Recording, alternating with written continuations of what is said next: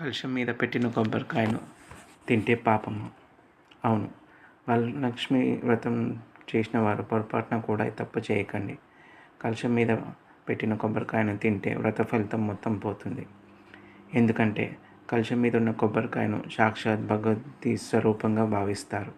అందుకే సాంప్రదాయం నియమం ప్రకారం పూజ ముగిసిన తర్వాత కలశంపై ఉన్న కొబ్బరికాయను ఇంటి సభ్యులు ఎవరూ సాధారణ ప్రసాదంగా తినడం మంచిది కాదు. మరి ఏం చేయాలి? కొబ్బరికాయను పసుపు కుంకుమలతో పూజించి నైవేద్యం సమర్పించి పాయసం లేదా కొబ్బరి లౌజు వంటి పదార్థాలతో కలిపి ఇరుగు పొరుగు వారికి బంధువులకు ప్రసాదంగా పంచాలి. లేదంటే ఆ కొబ్బరికాయను పూజ చేసిన బ్రాహ్మణులకు దానం ఇవ్వవచ్చు. లేదా ఏదైనా అమ్మవారి ఆలయానికి ఇచ్చి రావచ్చు.